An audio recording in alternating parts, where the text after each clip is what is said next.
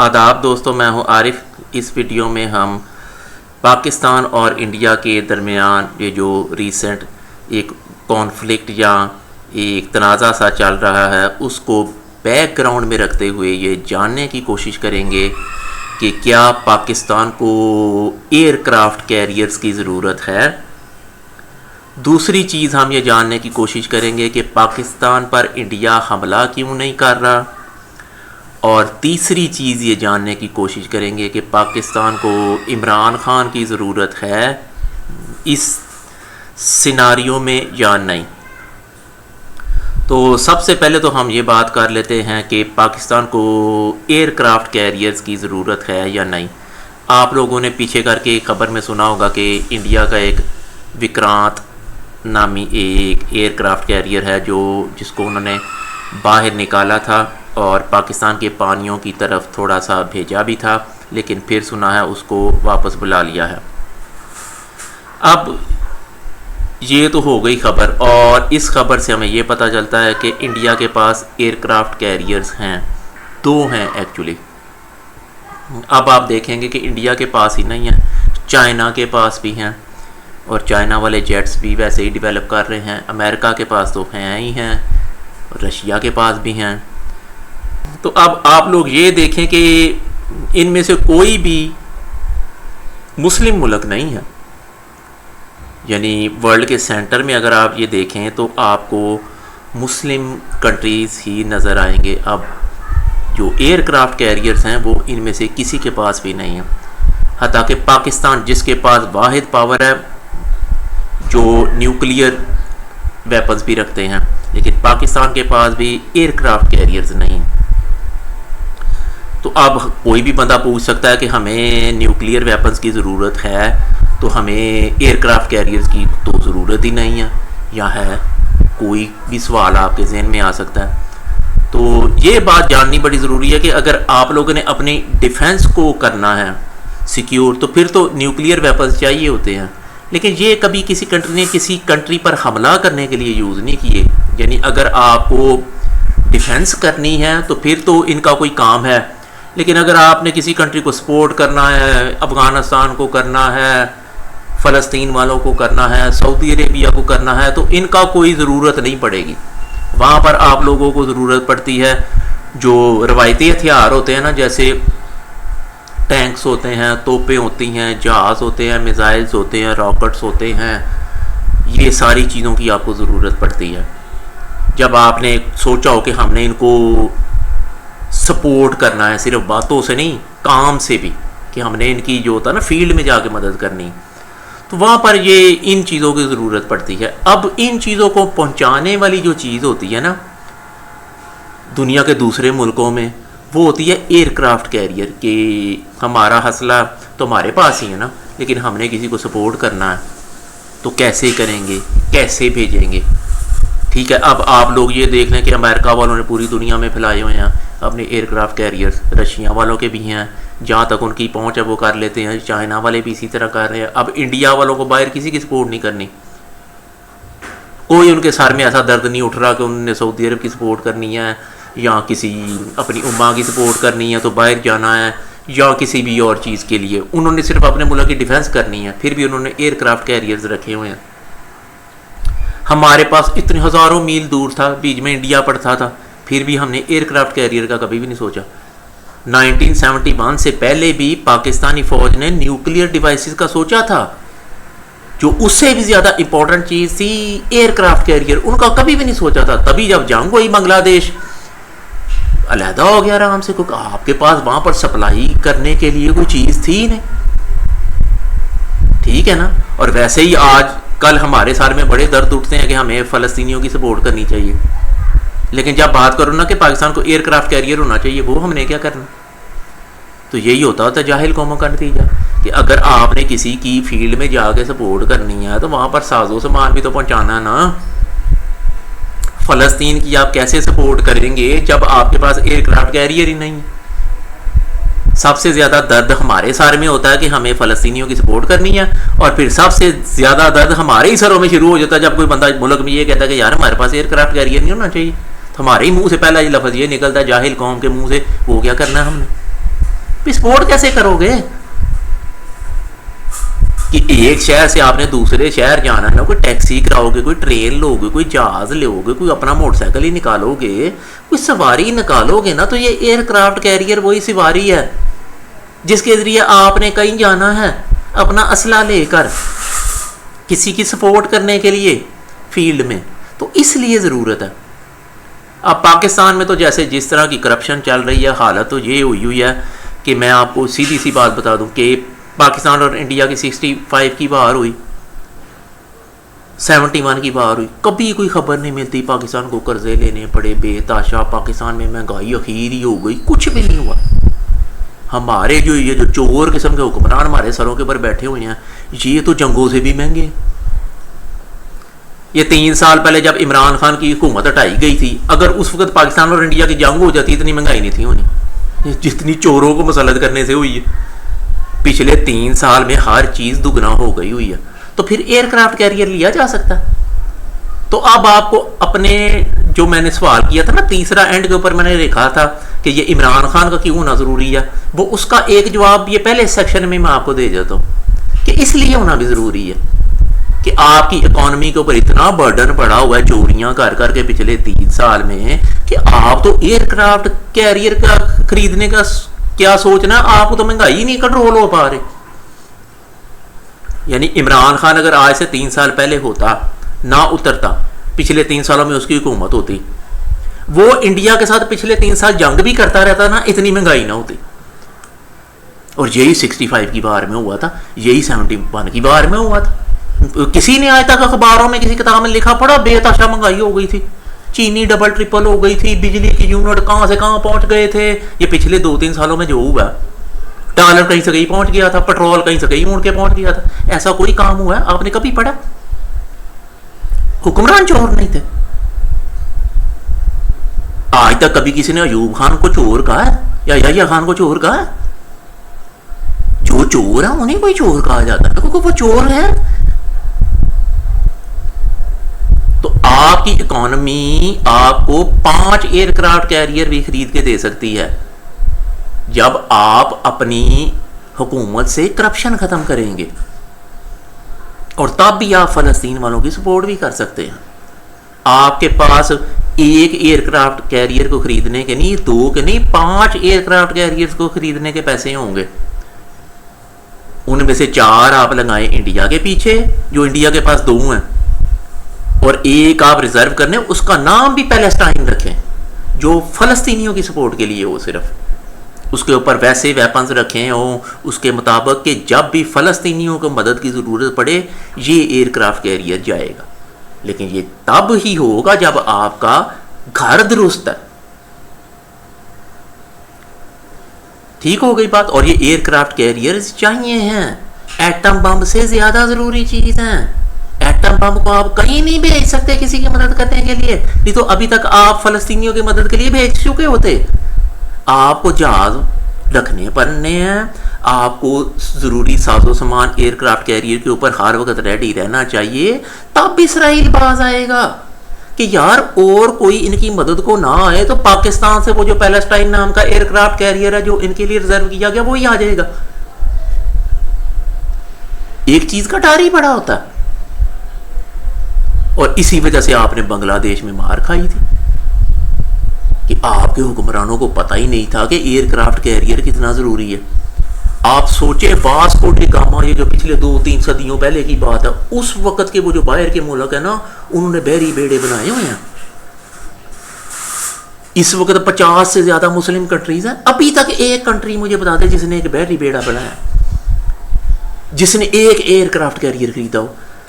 सबसे ज्यादा अमीर मुल्क कौन सा है? ये सऊदी अरब लगा लें, टर्की वगैरह लगा लें, हैं इनके बहरी बेड़े।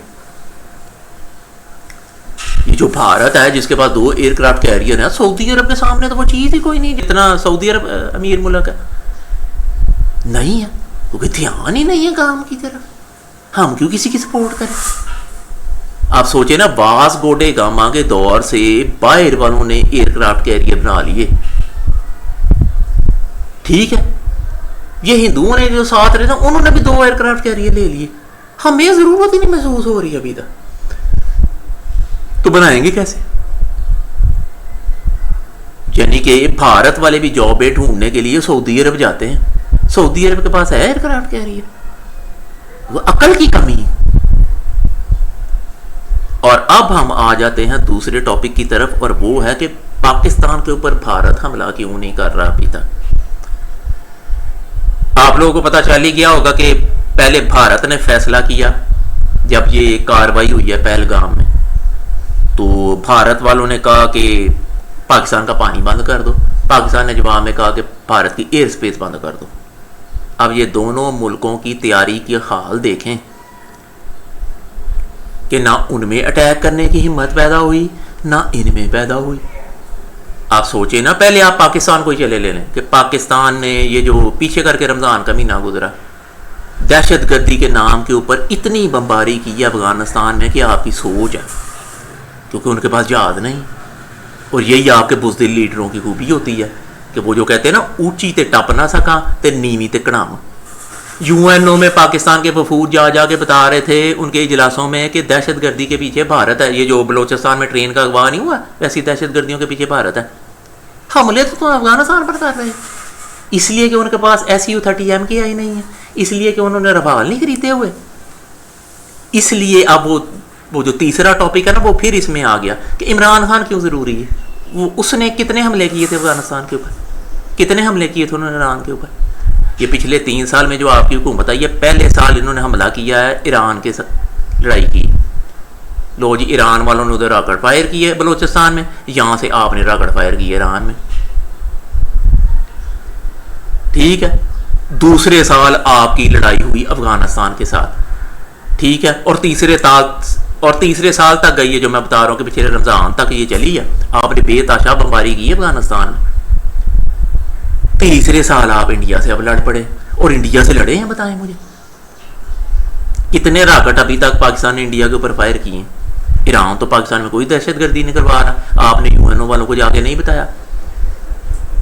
और अफगानिस्तान के मतलब भी आप वो शक का इजहार कर रहे हैं, वहां पर तो जाके आपने इंडिया का ही नाम लिया, और लड़ाई भी आपकी यूएनओ में इंडिया के साथ हुई है। तो यार, जब दहशतगर्दी इंडिया करवा रहा है तो बम तुमने अफगानिस्तान में फेंक रहे हैं। ये होता अगर आपके हुक्मरान सही ना हो, बुज़दिल हो। ये वो आ गया ना तीसरा टॉपिक कि इमरान खान क्यों जरूरी है। पहले एयरक्राफ्ट कैरियर लेने के लिए, फिर ये भारत को सबक सिखाने के लिए। आप मुझे बताएं, 3 हमसायों के साथ तो आप लड़ पड़े हैं पिछले 3 सालों में, चौथा चीन ही बचा, उनके साथ ना लड़ पड़ना। यानी पहले 2023 में आप लड़े ईरान के साथ, 2024 में और 2025 तक वो लड़ाई गई कि शुरू तक आप लड़े अफगानिस्तान के साथ। अब आप इंडिया के साथ लड़ रहे हैं, और ये टोटल ड्रामा है। मैं आपको बता दूं, आप मुझे सिर्फ ये बताएं कि बलोचिस्तान है इंटरनेशनल बॉर्डर्स के अंडर, ठीक है। वहां पर दहशतगर्दी अगर कोई मिलिटेंसी होती है, मिलिटेंसी ना वो एक होता है न्यूट्रल सा वर्ड, ठीक है। बाहर के कोई रिपोर्टिंग कर रहे होंगे ना, जैसे फ्रांस, बरतानिया, अमेरिका, वो हो सकता है इसको लिखे मिलिटेंसी। इंटरनेशनल बॉर्डर्स के अंडर मिलिटेंसी को कहते हैं टेररिज्म, दहशतगर्दी। ठीक हो गई बात। जो भारत पाकिस्तान में करवा रहा है, आपके मुंह में घुंघरियां डाल के आप बैठे हुए हैं, बोलते ही नहीं, बोलते तक नहीं है कि ये क्या हो रहा है, हम भारत के ऊपर हमला करेंगे या भारत को सबक सिखा देंगे। वो कम से कम बोले तो है ना।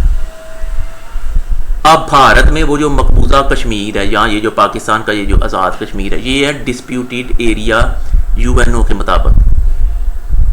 अब यहाँ पर जो मिलिटेंसी होगी ना, उसको फ्रीडम फाइटर या फ्रीडम फाइटिंग कहते हैं, या वो जो फ्रीडम स्ट्रगल होती है उसको कहते हैं। यहाँ पर ये जो मिलिटेंसी होगी ना, उसको फ्रीडम स्ट्रगल कहते हैं। भगत सिंह को कभी किसी ने दहशतगर्द कहा था? क्योंकि वो फ्रीडम स्ट्रगल होती है। फ्रीडम स्ट्रगल में भी आप मिलिटेंसी को यूज करते हैं। यहाँ ये जो था उधम सिंह, इनको लोग फ्रीडम फाइटर्स कहते हैं ना। हालांकि इन्होंने भी मिलिटेंसी की थी, लेकिन इनकी मिलिटेंसी को कोई दहशतगर्दी नहीं कहता। इसी तरह ये जो डिस्प्यूटेड एरिया ना, पाकिस्तान और भारत दोनों यूएनओ गए थे, उन्होंने एलओसी कायम की थी, कोई इंटरनेशनल बॉर्डर नहीं है वहाँ। तो वहाँ पर मिलिटेंसी को मैं तो कहूँगा सपोर्ट करना चाहिए दुनिया को। ये कोई पहलगाम, ये पाकिस्तान में भी कुछ लोगों ने लिख दिया कि पहलगाम टेरर अटैक, वही गोदी मीडिया के पीछे लगे हुए हैं। ये टेरर अटैक है ही नहीं। टेरर अटैक तो हुआ था बलोचिस्तान में, यूएनओ ने एक चीज को एक जगह इंटरनेशनल बॉर्डर डिक्लेयर किया हुआ है, भारत वाले उधर जाके टेररिज्म करवा रहे हैं, तो वो तो टेररिज्म है। कश्मीर तो इंटरनेशनल बॉर्डर तो उधर है ही नहीं, कोई भी बंदा उधर जाए कोई भी मिलिटेंसी की कार्रवाई कर सकता है अपनी आज़ादी के लिए। ये तो यूएनओ के अंडर मानी हुई चीज है कि फ्रीडम फाइटर्स मिलिटेंसी को यूज कर सकते हैं। आपकी वही नलायक हुकूमत, अब यहां पर भी इमरान खान आता है, इमरान खान की कोई जरूरत है? किसी बंदे ने इधर बताया? आपका नवाज शरीफ तो अभी तक बोला ही नहीं है ना। बिलावल ने तो फिर हिम्मत करके थोड़ा सा बोल पड़ा, जितना मर्जी वो करप्ट है, नवाज शरीफ जैसा तो नहीं है ना करप्ट। वो बोला आज तक? इमरान खान जेल से बोल पड़ा, बोला नवाज शरीफ अभी तक? बोलेगा भी नहीं। आप लोगों की हुकूमत ही करप्ट है। आप मुझे ये बताएं कि ये जो कारगिल वार हुई थी, ये जो शरीफ फैमिली और नून लीग किसके साथ खड़ी थी? अपनी फौज के साथ खड़ी थी कि इंडिया के साथ खड़ी थी? इंडिया की तरफ से अपनी फौज पर भौंका जा रहा था। फिर ये जो ऑपरेशन स्विफ्ट रिटॉर्ट हुआ, सबसे ज़्यादा गालियाँ और छेड़ा भाजपा को किसने और फौज को किसने? नून लीग वालों ने। पाकिस्तान के साथ ये खड़े थे, ठीक है। और सितम ज़रीफ़ी देखे कि ये अब ये जो भी ड्रामा चल रहा है उसमें कौन हुक्मरान। और इंडिया वालों की तैयारी अब आप हमको बताने लगो, ये तो पाकिस्तान की तैयारी थी ना, उधर की तैयारी देख ले। पिछले 10 दिन से वो गुल गपाड़ा मचाया गया, वो थिएटर चला हुआ है कि बंदा पूछे तुमने सारी जंग पाकिस्तान से यूट्यूब पर लड़ लेनी और जीत लेनी, सोशल मीडिया पर जीतनी है जंग, कि फील्ड पे भी आना तुमने? तैयारी कोई नहीं। आप सोचे पिछली दफा भी ऐसे ही हाइप क्रिएट हुई थी तो मोदी ने रफाल्स का ऑर्डर दिया था, इस बार भी वैसी हाइप क्रिएट करके दूसरा रफाल्स का ऑर्डर दिया गया कि भारत में कोई बोल ही ना सके कि इसमें कौन सी करप्शन हो रही है, ये जेट क्यों खरीदे जा रहे हैं, मैं आराम से चुपके चुपके डील कर लो इसी शोरों होगा में। और यही वही हो रहा। किसी ने भारत में पूछा कि जब भी कोई रफाल की डील होगी ऐसे ही पाकिस्तान के साथ कोई टेंशन क्रिएट की जाएगी। बात समझ रहे ना? पिछली दफा भी ये काम तब भी हुआ था जब रफाल डील साइल की जानी थी, इस दफा भी ये काम तब भी हुआ। जंग के दरमियान में आप जहाज खरीद रहे हैं, ये 2 नंबरी नहीं है ना, तो ये आपकी वैसे ही पैनिक मोड में जाने की निशानी है। अगर वहां पर ईमानदारी से भी अगर कोई डील हो रही है ना, अव्वल तो छुपाया जा रहा है, लोगों को डिस्ट्रैक्ट किया जा रहा है इस डील की तरफ से। लेकिन अगर जंग के मिडल में आप कोई जहाज खरीदना चाह रहे हैं, ऐसे कौन करता? बताएं मुझे। ये तो पैनिक मोड में होने की निशानी कि आपके पास तैयारी पूरी नहीं है, आप जहाज ही आप ऑर्डर दे रहे हैं। रफाल जहाज आपको सोने ना चले मिलते हैं 2030 में जाके, जितना भी लेट हो गए, फिर उसके बाद आप उनके ऊपर ट्रेनिंग करेंगे तो जंग कब लड़ेंगे? जंग तो आज चल रही। इतनी तैयारी है बस इनकी। वो कह रहे हैं पानी बंद कर दो, ये कह रहे हैं एयर स्पेस बंद कर दो, और मैं तो कह रहा हूं पानी बंद करने में भी मिली भगत है। ये पानी इंडिया वालों ने पहले क्यों नहीं बंद किया? नून लीग की हुकूमत आई है तब भी क्यों बंद किया? मोदी तो पिछले 10 साल से और पाकिस्तान और चीन के साथ, दोनों के साथ ही जंगे लड़ता फिर रहा। कभी उनके साथ टेंशन क्रिएट कर देता, कभी हमारे साथ। सिंध ताज मायदा, ये जो सिंध वाटर ट्रीटी है, इसको आज ही क्यों बंद किया है भारत वालों ने? उन्हें पता है कि पाकिस्तान में फॉर्म 47 की हुकूमत चल रही, अवाम पीछे है ही नहीं। अवाम तो फॉर्म 47 की हुकूमत को गालियां दे रही है, इसलिए उन्होंने पानी बंद कर दिया। आप क्या कर लें? आपका टाइम गुजरता जा रहा है। आप जितना मर्जी शोर मचा लें, भारत वालों की तरह बात है, वो शोर मचा रहे हैं, सिर्फ ड्रामा। यहां से ये शोर मचा रहे हैं, लेकिन उन्होंने कार्रवाई डाल दी जो पिछले 75 साल में उन्होंने नहीं थी डाली। उन्हें पता था कि आजकल पाकिस्तान में जितनी हुकूमत बदनाम है, मार्शल लॉ लगे, लोग तो सपोर्ट कर रहे होते थे। जिया के खिलाफ कोई होता ही नहीं था, सारे सुकून से बैठे होते थे। मुशर्रफ के तो लोग हक में थे। बेनजीर और नवाज शरीफ को 2009 में अमेरिका के कहने पर जहाज में बिठा कर लाया गया था। वहां तो उनके साथ ही नहीं कोई बंदा निकला था, तो कोई मुजाहरे हो रहे थे, बेनजीर और नवाज शरीफ वापस आए थे। वो तो अमेरिका के कहने से आए थे। तो जो काम अमेरिका से कहने से हो रहा है वो पाकिस्तान के बेनिफिट में हो सकता, इसीलिए वो अब अमेरिका की सपोर्ट कर रहे हैं। एहसान फरामोशी तो नहीं ना अमेरिका उनको करने ही नहीं देगा।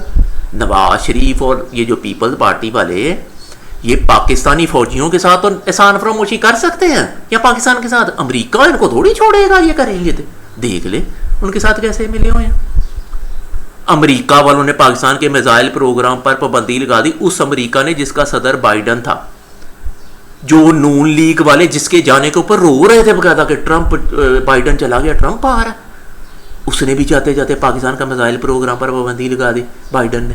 बोला कोई इनमें से? अब पता चला इमरान खान की क्यों जरूरत है।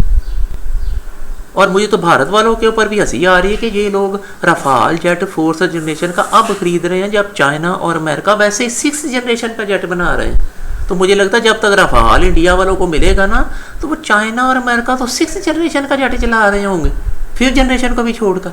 वो जितने फास्ट हैं, जितनी देर में 2030 में फ्रांस इनको 4th जनरेशन का रफाल डिलीवर करेगा, उतनी देर में चाइना और अमेरिका पक्की बात है 6th जनरेशन का जेट डेवलप करके सर्विस में लाने का सोच रहे होंगे। तो ये इंडिया वालों ने इस तरह पाकिस्तान से जंग जीत ली। इसलिए मैं बता रहा हूँ ये जो इस वक्त हो रहा है ये टोटल ड्रामा है। दोनों हुकूमतें अपनी आवाम की तवज्जो जंग की तरफ से लगा रही हैं, क्योंकि अपनी तरफ से हटा रही। और आप सोच लें कि इस सारी शोरो गोगा में अवाम का कितना फ़ायदा हो रहा है। मैं आपको लिटरली बता रहा हूँ। अब आ जाते हैं तीसरे टॉपिक के ऊपर, शुरू कर ही लेते हैं कि इमरान खान की पाकिस्तान को क्यों ज़रूरत है।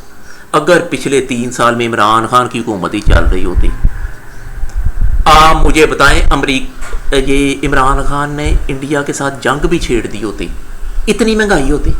आप बताएं ईमानदारी से। ईमानदार बंदा 71 या 65 की जंग भी छेड़ लेना, चाहे वो दूसरे मामलों में जितना मर्जी सही हो। मैं उनको कोई फरिश्ते नहीं कह रहा कि आपका यूब खान कोई फरिश्ता था या कोई याह्या खान फरिश्ता था। वो यार चोर तो नहीं थे ना, ये तो चोर है। आप सोचे ना, पिछले 3 साल में अगर इमरान खान हुकूमत में होता, पाकिस्तान और इंडिया की जंग छिड़ी होती, रोज वहां से अभिनंदन आ रहा होता, यहाँ से F-16 जा रहे होते, मुझे बताइए इतनी महंगाई होती।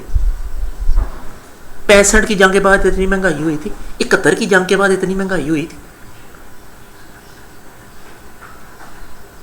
इसलिए कि आपके मुल्क को ईमानदार बंदे चला रहे थे, उनको चोर कोई नहीं कहता था। जियाउल हक तक को कोई चोर नहीं कहता होता था, उसको लोग बड़ी बड़ी बातें करते थे, गालियां देते होते थे सुबह शाम। चोर उसको कोई नहीं कहता था, क्योंकि चोर ये हैं यही।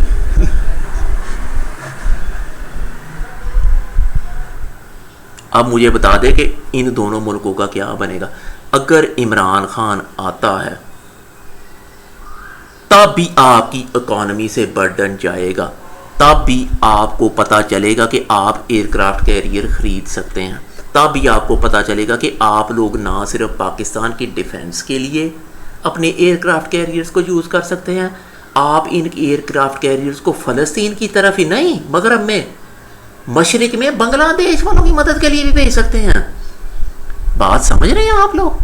कि हमने को मुसलमान मुल्कों की हेल्प करनी है, मदद को जाना है, तो वो तब भी मुमकिन है जब आपके पास कोई चीज़ होगी, वो मीन्स होंगे ट्रांसपोर्ट के। लेकिन उसके लिए सबसे पहले आपकी इकॉनमी को गुड कंडीशन में होना चाहिए। आपकी इकॉनमी को इस कंडीशन में नहीं होना चाहिए कि बंदा पूछे यार ये मुल्क अमन की हालत में है लेकिन महंगाई अरूज पर है, सारी दुनिया जंगें लड़ रही है, उनके मुल्कों में महंगाई नहीं। आपको पता है इंग्लैंड वालों ने इराक वगैरह अफगानिस्तान की जंग वगैरह में कितना पैसा लगाया? हुई इंग्लैंड में महंगाई पाकिस्तान की तरह? कितना पैसा अमेरिका ने झोंका मिडल ईस्ट में और ये अफगानिस्तान वगैरह में, ईरान वगैरह में? हुई अमेरिका में महंगाई वैसी जैसी आजकल पाकिस्तान में? हमने कौन सी जगह पर पैसा घटा? हमने दुनिया की जंगों पर तो छोड़ो, फलस्तीनियों की या बंगालियों की मदद पर तो छोड़ो, हमने तो अपनी जंग पर कोई पैसा नहीं खर्च किया पिछले 3 सालों। बताएं ना मुझे, तो महंगाई कैसे हो गई? आज कोई बंदा, मसलन मैं कहता हूँ यार हमें फलस्तीनियों की मदद करनी चाहिए, हमें कश्मीरियों की मदद करनी चाहिए, तो बंदा मुझे कहे जंग लगा दे, वो तो महंगाई हो जाएगी। तो बंदा पूछे यार ही तो जंग के बगैर जान आई हुई है सारों की हालत में। अब आपको समझिए इमरान खान का होना कितना जरूरी है। अगर इमरान खान बाहर होता, आपका क्या ख्याल है ये जो इंडस वाटर ट्रीटी है ये भारत खत्म करता? उनको पता पाकिस्तानी खुद मुंह दिखाने के काबिल नहीं किसी जगह। फॉर्म 47 की हुकूमत जब यूएनओ जाएगी तो यूएनओ के क्या बात करेगा? वो कहेगा यार तुम लोग तो इलेक्ट ही सही तरह नहीं हुए, तुम्हारी बात क्या सुने। आज जो ये फॉर्म 47 की हुकूमत का कोई मिनिस्टर यूएनओ जाता है कि इंडिया वालों ने इंडस वाटर ट्रीटी ख़त्म कर दिया, मैं इधर शोर मचाने आया हूँ, ये उन्होंने क्या किया, तो वो तो सबसे पहले ये पूछेंगे कि यार तुम्हारी तो वहाँ खुद तुम्हारे खिलाफ जब शोर मचा रही है, तुम कैसे हुकूमत में आ गए। तो ये सारा का सारा अंध भगत, जो मोदी भगत भी जिनको कहा जाता है, पटवारी और जियाला ड्रामा, इसमें कुछ सीरियस नहीं है, सिर्फ आवाम की तवज्जो हटाई जा रही।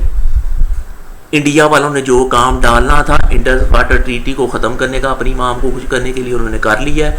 मोदी ने जो काम डालना था रफाल डील से तवज्जो हटाने के लिए कि इधर कौन सी करप्शन हो रही है, मैंने कितना माल कमाना है, वो उसने कर लिया। यहाँ से देख ले आपके नवाज शरीफ बोला भी नहीं। ये कैसे आपके लीडर हैं कि पाकिस्तान और इंडिया में सबसे बड़ी लड़ाई हुई ना, तो इंडस वाटर ट्रीटी नहीं ख़त्म हुआ। इससे बड़ी कोई लड़ाई होगी कि इंडस वाटर ट्रीटी कैंसिल हो जाए। 65 की जंग में भी ये कैंसिल नहीं हुआ, 71 की जंग में भी ये कैंसिल नहीं हुआ। आज नून ले के पटवारी कहेंगे नवाज शरीफ पाकिस्तान का सबसे बड़ा लीडर है। ये सबसे बड़े लीडर का हाल है कि उसका बयान ही अभी तक कोई नहीं आया। ये लीडर है डीलर है। इसलिए इमरान खान का होना जरूरी है, क्योंकि वो जेल से भी लीड कर रहा है। बाहर बैठे हुए मौलाना फजलुर रहमान का इंडिया के खिलाफ अभी तक कोई बयान नहीं आ सका, इमरान खान का जेल से बैठे हुए आ गया। जिस दिन उसको लोग मिलने गए, ये जो 26-37 दिन उसे कहते हैं लोगों को मिलने ही नहीं दिया गया, उसका पहला बयान ही क्या आया, क्योंकि वो लीडर है। जेल से भी बता रहा मैं लीडर हूं, मैंने ही अवाम को लीड करना है, मैंने ही अवाम के इश्यूज को एड्रेस करना है, मैं ही कर सकता हूं, और इसीलिए वो कर रहा है। अब आप लोग भी अपनी राय कमेंट सेक्शन में दीजिएगा। देखने का शुक्रिया।